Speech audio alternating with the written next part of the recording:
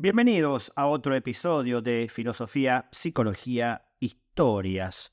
Hoy vamos a hablar de Esparta a pedido del oyente Juan Landin. Les recuerdo que aquellos que quieren que hable sobre algún tema en particular pueden dejar los comentarios de Spotify o de YouTube o en Instagram, en Hernán Melana o en filosofía.psicología.historia.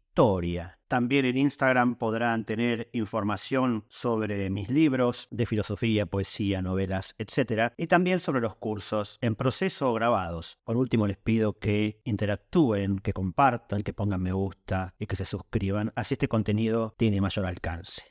Vamos a Esparta entonces. Ubiquémonos en Grecia, al sur de Argos, alejándose del mar, donde se alzan unas cumbres que son la cordillera de Parmón, y entre ellas discurre un río llamado Eurotas. En ese valle, de origen sísmico, se halla Lacedemonia, que, según Homero, es defendida por las montañas, a tal punto que Esparta, su capital, no precisa de muros. Estaba constituida por 5 poblados unidos que componían una población de unos 70.000 habitantes y que en el día de hoy es apenas una modesta villa que no llega a 4.000 almas. Hoy no queda siquiera un modesto museo de la ciudad que en otro tiempo dominó y arruinó a Grecia. Desde esta ciudadela natural llegaron los dorios a dominar y esclavizar el sur del Peloponeso. Los dorios eran hombres nórdicos de cabellos largos que estaban endurecidos por la vida montañesa y acostumbrados a la guerra, que era su modo de vivir. Para ellos la guerra era lícita y honesta.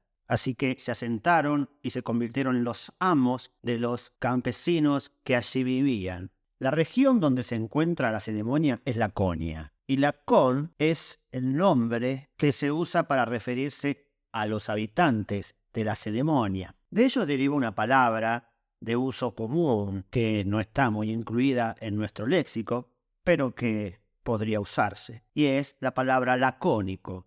Lacónico es aquella persona que habla poco, que hace respuestas breves y que prácticamente no pregunta.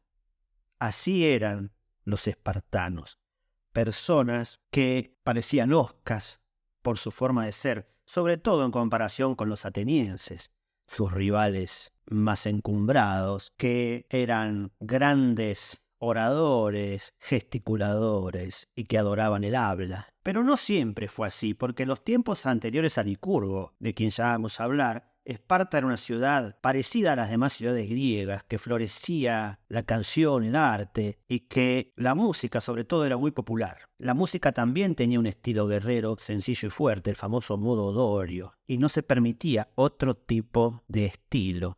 Y Licurgo, según los historiadores griegos a partir de Heródoto, habría sido el autor del Código Espartano. Las fechas en que se sitúa su nacimiento es entre el 900 y el 600 a.C. Se arguye que puede no haber existido, sobre todo por la cantidad de ese cuerpo legislativo que él escribe, pero también es posible que Licurgo haya sido un título y que varios gobernantes hayan tomado el título de Licurgo o hayan sido recordados como licurgos aquellos que armaron el Código Espartano. Sin embargo, todos los historiadores griegos aceptaron su existencia. También tenemos que entender que hacia el 600 a.C. es una época de legisladores. Tenemos a Saleuco en Locros de Italia, a Dracón en Atenas, a Carondas en Catania de Sicilia. Y además hay un código mosaico en el Templo de Jerusalén en el año 621 aproximadamente, escrito por Josías. Según Heródoto, Licurgo, tío y tutor de Carilao, rey de Esparta, recibió del oráculo ciertos edictos que decían que las leyes que Licurgo habían hecho eran correctas, es decir, era la sanción divina de las leyes que él había hecho. Los legisladores entonces las establecieron. Todos los reyes y la mayoría de los nobles la aceptaron. Alguien llamado Alcandro, que era un joven aristócrata, se opuso y agredió a Licurgo, vaciándole un ojo con una puñalada. Este código espartano lo que hacía era infundir a los hombres un ideal de vida, que no era muy grato al cuerpo, pero que era necesario llevar adelante desde el nacimiento y a formarlos en una rigurosa disciplina. El recién nacido se veía enfrentado con el derecho paterno al infanticidio y era llevado ante un consejo de inspectores del Estado que, si no pasaba las pruebas, es decir, si se lo estimaba defectuoso, lo tiraban desde lo alto de una roca del monte Taigueto. Una vez al rey Arquimado se lo multó por haber tomado una mujer demasiado pequeña. Los maridos podían permitir la unión de sus esposas con hombres excepcionales, a fin de engendrar individuos bien dotados, y los varones casados, que estaban agotados por la edad o la enfermedad, debían invitar a hombres jóvenes a que les ayudaran a la procreación de una vigorosa familia. A la edad de 7 años, el niño espartano era separado de su familia y el Estado se encargaba de él. Ingresaba entonces en lo que venía a ser un regimiento y centros de enseñanza. El más capaz y valiente de cada clase era nombrado capitán y a sus compañeros se les enseñaba a obedecerles y a someterse a los castigos que éstos pudieran imponerles, infundiéndoles asimismo el afán de igualarse a él y aún aventajarlo en la labor y en la disciplina. Aquí no había una cuestión de aptitudes y formas atléticas, sino de valor y destreza. Al llegar a los 12 años, se le prohibía al joven el uso de ropa interior y en lo sucesivo solo se le permitía llevar una vestidura durante todo el año. No se bañaban con frecuencia porque consideraban que el agua y los ungüentos no le hacían bien al cuerpo, mientras que el aire frío y el desnudo suelo lo tornaban duro y resistente. Tanto en invierno como en verano dormían a la intemperie, en un lecho de cañas cortadas en la orilla del Eurotas, y hasta los 30 años hacían vida común con los de su compañía en cuarteles apartados de las comodidades hogareñas. Les enseñaban a leer y escribir, aunque sea lo imprescindible, para que no fuesen analfabetos y además para que pudieran aprender las leyes. Si no lo aprendían de esta manera, de todas formas había una transmisión oral y práctica de una guía cuidadosa para que todos supieran el código. El muchacho espartano era habituado a la sobriedad y se apelaba al procedimiento de emborrachar a algunos esclavos, llamados ilotas, y mostrarle el estado de ebriedad a los jóvenes para que éstos pudieran percatarse y despreciarlos. Las muchachas eran educadas en el hogar y estaban sujetas a la reglamentación estatal. Debían practicar vigorosos juegos, carreras, luchas, arrojar el disco y tirar con el arco. De esa manera creían que se hacían sanas y fuertes para una vida fácil y perfecta maternidad. Iban desnudas a las danzas y procesiones públicas, al igual que los varones. De esta manera se les obligaba a cuidar su cuerpo y sus defectos eran descubiertos y corregidos. En lo que hace a las relaciones sexuales, los jóvenes gozaban de gran libertad. Cada muchacho solía tener un amador, un hombre de edad avanzada que le educaba y a quien a cambio tributaba afecto y obediencia, al igual que practicaban todas las ciudades griegas. Esta relación era una apasionada amistad sexual que además los incitaba a ambos a ser compañeros de guerra. El Estado era quien determinaba la mejor edad para el matrimonio, que era la de 30 en los varones y 20 para las mujeres. El celibato era un delito. Los solteros eran excluidos de todos los derechos políticos y no podían presenciar procesiones públicas ni mirar a los mancebos y doncellas desnudas. Dice Plutarco que los célibes tenían que ir a desfilar en público, desnudos incluso en invierno.